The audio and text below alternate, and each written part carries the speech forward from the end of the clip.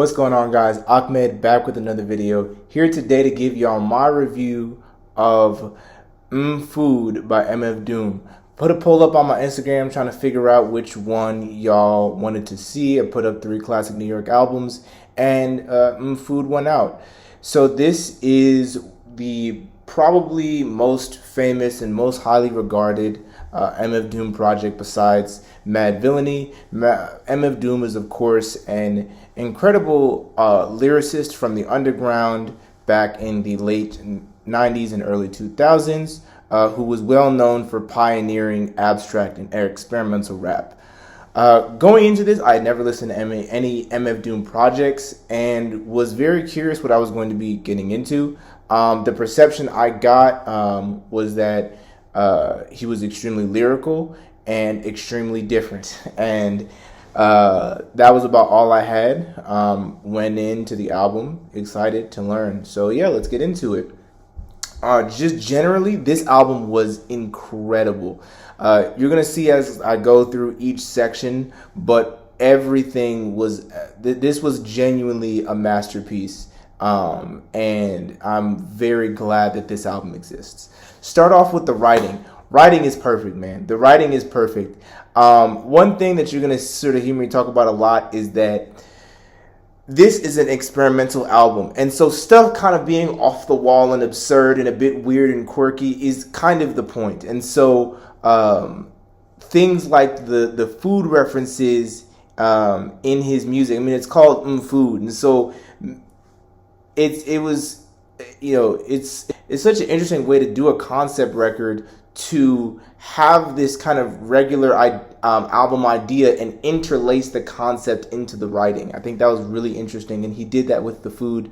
But regardless of whether or not he was using food references or not, there were still deep and integral things that were being talked about, stories that he was telling from his upbringing, and very enjoyable bars here and there that were extremely good. A lot of comparisons and entendres that were there. But I think the thing that impressed me most about the writing, and really where this writing strives, is the rhyme schemes. The rhyme schemes were insane. This guy was rhyming like entire sentences. This was absolutely insane, the likes of which I have never really seen before. You know, Eminem has come close. Benny the Butcher and Freddie Gibbs are 2 guys nowadays who are coming close to that level. But on stuff like, I think it's Con Carno or Con Karma, he really just rhymed every single word with another word. It was actually one of the craziest things I've ever heard of. And of course, you know, that song isn't going to have the craziest replay value just because of how technical it is. But just the feat of being able to do that is insane and like genuinely awesome. And to I feel like one thing I noticed, throughout writing of hip hop is there can be a lot of different ways to be a good writer. And so to be a complete lyricist, you have to be able to do all of those things. And I feel like MF Doom is what I would personally consider, and I would put Nas and J. Cole in this same kind of box, a complete lyricist where he can tell the stories, he can do the rhyme schemes, he has the bars, and he's firing on all cylinders, which makes it a really dense and enjoyable listen from a writing perspective. I think also just the absurdity, the way he committed to the absurdity of the concept was genuinely incredible and fascinating. And so, yeah, man, the writing was absolutely perfect. Wouldn't want anything better. And of course, there were also the skits, which is in the writing section. I was kind of neutral towards the skits. Of course, they're clips from different Fantastic Four movies, as he is MF Doom, the Doom and the Mask, being from Doctor Doom. And so it was an interesting tidbit, sort of narrative storytelling, to see everyone kind of talk about how afraid they are of Doom. And I'm not fully clear yet on what the concept is. I may do a re-review or just a short talking about what I finally figured out. But it definitely provided well-needed atmosphere and variance to the album. And I do have a couple of problems, and so you'll see as we go along that was one of them. But I definitely really enjoyed the skits, and felt that they brought a decent amount to the album, but I wasn't super crazy about them. I would say that they were solid, but maybe not on the level of a Miseducation or a To Pimp a Butterfly, but definitely still solid. Next, we're going to talk about production and creativity. And this is really what I mean when I say, not everything's going to sound perfect, but you got to respect it for being off the wall. The beats in this thing were insane. The sounds that were being used, the instruments were incredible. It's definitely a boom bap heavy album. I'm definitely, as I move through New York history in hip hop, I'm definitely beginning to get more and more used to the boom bap sound. So it's definitely a boom bap album. But there were so many different sounds, from the ways that certain guitars were being used to sounds that I can't even name, to like one song where he was using like a beatbox. It was all very, very, you could tell that even though it was boom bap rap or boom bap style production, it was still very intentional. There was still a lot of thought being put into everything. And from a creative standpoint, how can you not give this album a perfect? An album about food, like how the way that he is telling these stories in itself is creative. The impact that this album would go on to have, and then this artist would go on to have on people like Earl Sweatshirt and Tyler the Creator, is absolutely is felt and noticeable. But back in the day, this MF Doom, along with Wu-Tang and a few others, were really laying the groundwork, and so this album was a fundamental core sort of tenet of experimental hip hop, and I can absolutely see that.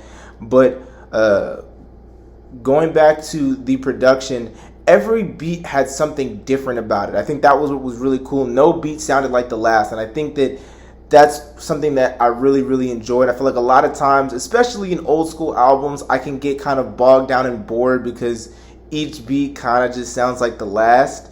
But with this, I didn't really have that problem.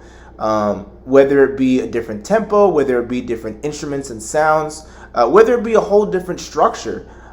There was a lot going on in the production, a lot different things going on in the production that was very, very interesting and very, very engaging throughout the whole listen. It definitely takes, some time to get used to. Even for me, it definitely took me 3 or 4 songs to understand like what was really going on. But once I figured it out, man, it was truly incredible. So this is kind of where I get into my biggest critique of the record, that being the flows.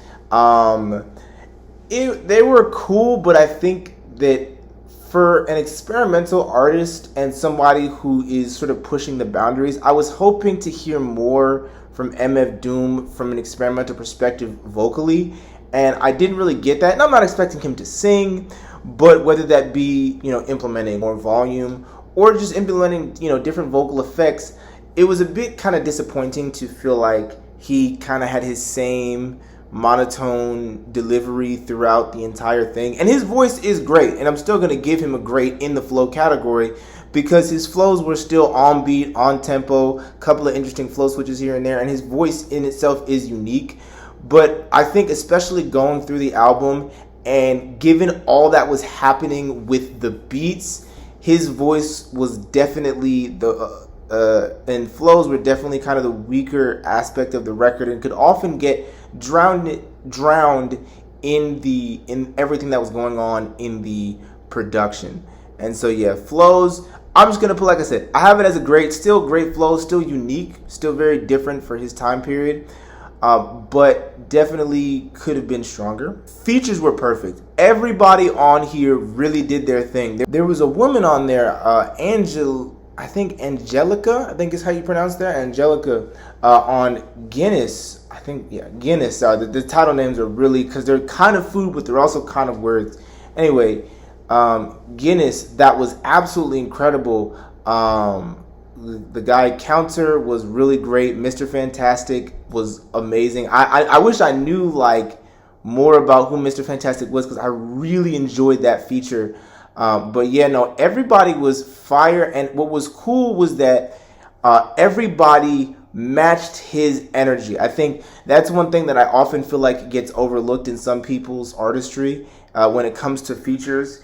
Of course, we're going to celebrate the Jay-Z's and the Eminems for going crazy and going off, but I also feel like the Gunnas and the J. Coles, the people who are able to seamlessly transition through any song, are very important to me. And I definitely felt that on this record, that all of the features added to the songs and fit in thematically. And I might even check some of those artists out just because of how well they performed on that album. There weren't a lot of features, I think like 4 or 5, but the features that came through absolutely added a lot and really, really did their thing. Overall musical execution, I'm going to give it a great. And I know that seems weird given everything I've kind of said about it. But keep in mind, musical execution is just kind of like how good is the music sounding. And I think that, unfortunately, in this category, experimental albums are kind of at a disadvantage depending on what experimentation they decide to engage with. I think for me, the main thing that holds it back from being any higher, and mind you, it's still great, right? It's still great. The beats really make it enjoyable. Some of the flows that he has are really compelling. And just this laugh, like this, I get to chuckle and laugh at every single thing. But I'm still freaking out because of how good the writing is. So overall, musically, it was still engaging. But I'm not really sure what setting I would really listen to this necessarily in. And especially as an entire listen, it eventually did kind of get tiring to hear his same kind of vocal delivery over and over again. And so that's kind of what holds it back from being any higher. Was ironically, for the experimental album, it was a bit monotonous. Again, not from a production standpoint, but from a vocal standpoint. And so, yeah, that was overall how I felt about the musical execution. Great, but not amazing or perfect. So, yeah, overall, I'm going to give this album an amazing, and it is it's definitely worthy of its classic status, in my opinion.